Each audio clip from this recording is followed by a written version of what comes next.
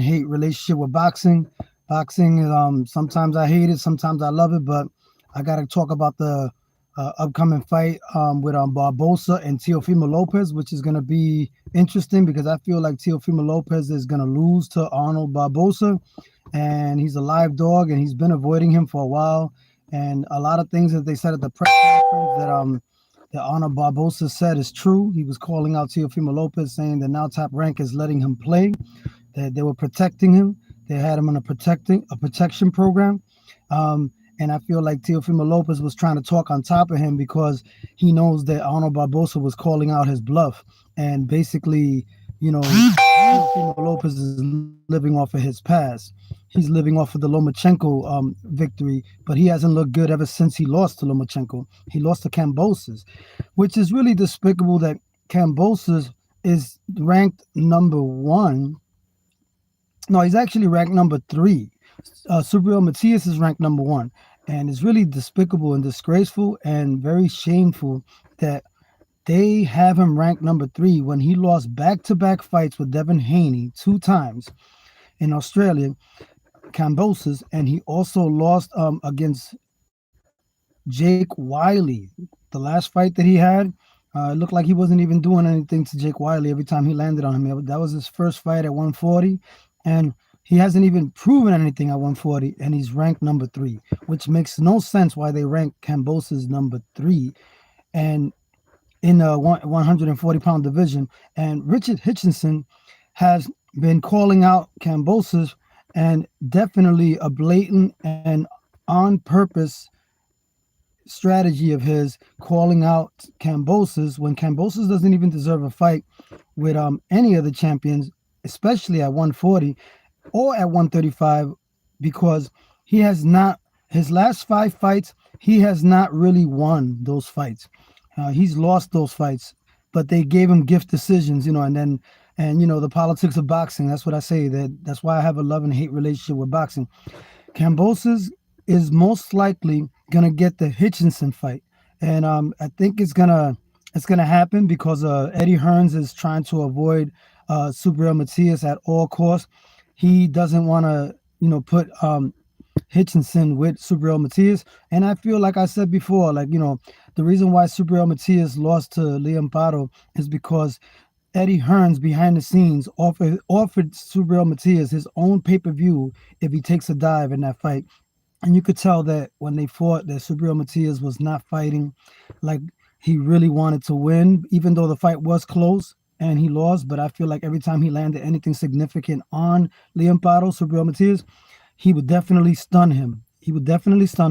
And I feel like behind the scenes, Eddie Hearns made a deal with Subriel Matias and said that he would actually give him his own pay-per-view if he loses against the fighter that's under his umbrella of Matchroom, which is Liam Paro, because they use Puerto Rican fighters to actually build.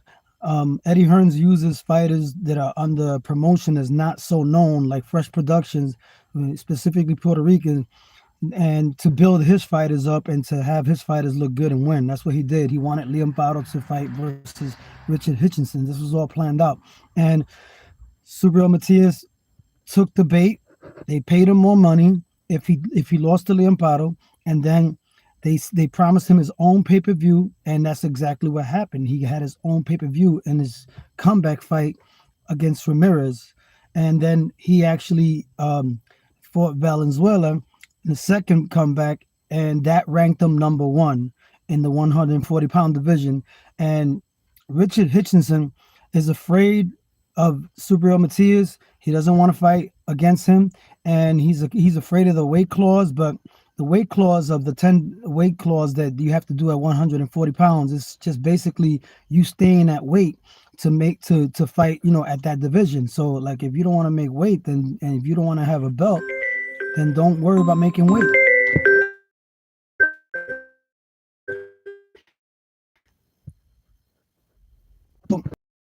The fight with Subriel Matias, it should be made as far as fighting for the championship against Hitchinson, because he is.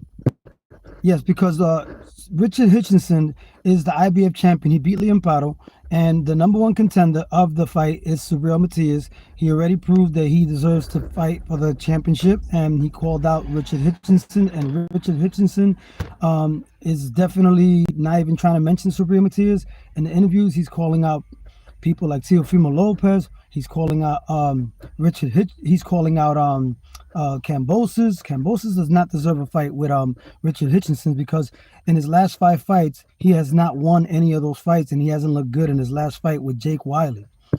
He was definitely overrated, and his politics in boxing. Like if Subriel Matias was going through the same thing that Cambosis was going through and lost back-to-back fights with Devin Haney and didn't look good in his 3 other fights, he wouldn't be able to be in the position of he wouldn't be in a position to fight all those big name fighters like Richard Hitchinson, which is not really that much of a big name.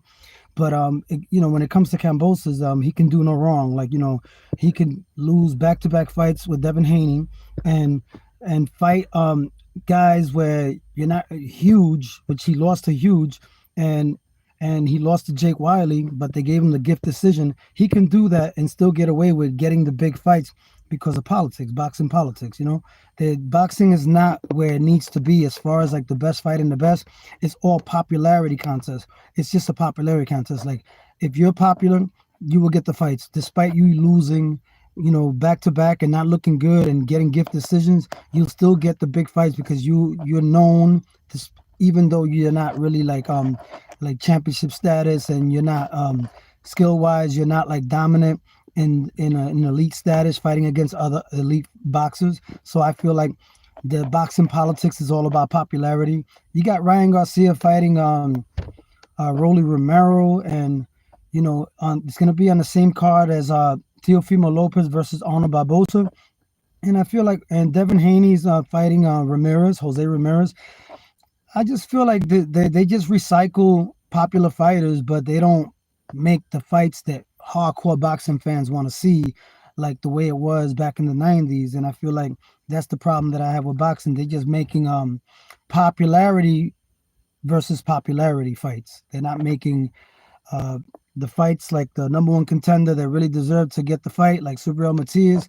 They know that Subriel Matias is dangerous, so a lot of fighters avoiding him, a lot of promoters are avoiding him, and Eddie Hearns knows that he paid Subriel Matias to take a dive, so that way his fighter Liam Paro under his promotional banner looks good, and then they gave him his own pay-per-view. They gave Subriel Matias his own pay-per-view, and that's exactly what happened when in his first comeback. Subriel Matias, he came back against Ramirez with his own pay-per-view, and then in the second fight he fought Valenzuela, Goyaz Valenzuela, and they both under his own pay-per-view, and he did decent numbers in Puerto Rico. It wasn't fully sold out, but he has more fans than Belanga. Like Subriel Matias is more popular than Belanga, and I just feel like if you're talking about Belanga as just because he went the distance with Canelo, that doesn't make him anything special. He just went the distance with Canelo, but he didn't win a lot of rounds. Maybe I gave him 1 round against Canelo. So nowadays it's just a popularity contest, and they say, oh, they thought he was gonna get knocked out, Belanga, but since he didn't get knocked out, they're giving him too much credit just for going the distance with Canelo. I feel like right now the face of Puerto Rican boxing is Amanda Serrano, and then Subriel Matias, and Oscar Collazo. They keep saying that he has the credentials. He does have a good credentials, undefeated, amateur background, great boxing pedigree, and yeah, but he's in a lower weight class, and a lot of people don't really watch the lower weight class like that. They need to promote him better. And Xanderzayas is gonna fight most likely Fundora June 21st. That's the latest that I heard. I don't have a exact confirmation on that date, but Sebastian Fundora looked really good in his last fight. He's very tall, the tallest boxer in boxing. He's 6'6", and he most likely will fight, which Xanderzayas is ranked number 1. He actually called him out. Well, he said he'll fight. He's willing to fight the best, and he's willing to fight Xanderzayas. So I feel like that'll be a good fight. I think Xanderzayas has a lot of possibilities to win that fight. It's going to be an intriguing matchup because, as you know, the Puerto Rico versus Mexico rivalry is pretty big. It's the biggest in boxing. But if you want to be technical about it, Sebastian Fundora is half Cuban, half Mexican, but they're going to use the Mexican card versus Xander Zayas, who's Puerto Rican, who was born in Puerto Rico, and he moved to Florida when he was in his teen years, I think. So, yeah, they're gonna promote it as a Puerto Rico versus Mexico rivalry. So yeah, subscribe to my channel. Tony also knows boxing. Subscribe to my channel. Don't forget to click that like button and subscribe to my channel. Tony also knows boxing. Don't hesitate. Don't wait.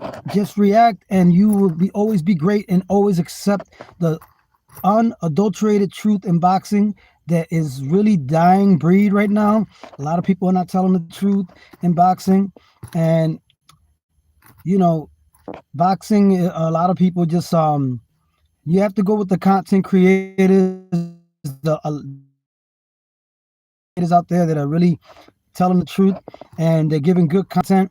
And boxing needs to be promoted through the podcast that people have. You could promote your career through me, through a lot of other boxing content that's out there, like Vic Season. He's good too. Shout out to Vic Season. I hope I'm not saying the name wrong, but yeah, he said that I inspired him to start his channel. Vic Season, he's doing good. I support that brother. And subscribe to my channel. Tony also knows boxing. So what do you think about Xander Zayas versus Sebastian Fundora? I think Xander Zayas has all the possibilities to win. He has good boxing pedigree. He's very good. He's very technical. He don't have one punch power, but he's a boxer puncher. He can hurt you, and I feel like it's gonna be a tough fight based on Sebastian Fundora's size. But I believe that all you have to do with him is just stay at a distance and time him, and he can win by majority decision, or he could possibly stop him. But I don't know if he's gonna stop him because Sebastian Fundora looks like he has a good chin, but we never know. Yeah, so I predict that Arnold Barbosa is going to defeat Teofimo Lopez. That's my verdict. Subscribe to my channel. What do you guys think? What do you guys think? Send me some comments. Let me know what you think about Arnold Barbosa versus Teofimo Lopez and Richard Hitchison ducking Subriel Matias, which he is ducking Subriel Matias. He doesn't want to mention Subriel Matias in all the interviews. All he talks about is Cambosis, Teofimo Lopez, and he thinks he's at that pedigree of Gervonta Davis, but at the same time, you struggled with Lemus, with that Argentinian fighter who really beat you, and they gave you a gift decision. And he's from Brooklyn. I'm from Brooklyn. I support I support the brother, Richard Hitchinson, but at the same time, I don't support people ducking. And he's blatantly ducking Subriel Matias. That's a fact.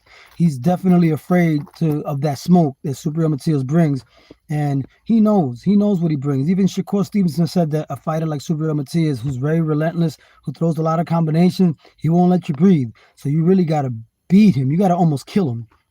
That's what Shakur Stevenson said about Subriel Matias. That's the kind of fighter that he is. He's about that life. And Subriel Matias is being ducked by Richard Hitchinson. What do you guys think about that? I think he is ducking Subriel Matias. That's a fact.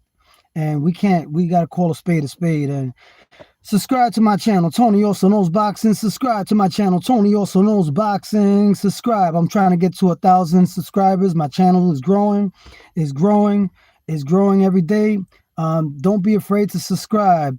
Click that subscribe button and you won't regret it. You're going to get great, authentic, unadulterated truth content all the time from Tony also. Brooklyn in the house. Boricua, you know how we do it. Subscribe.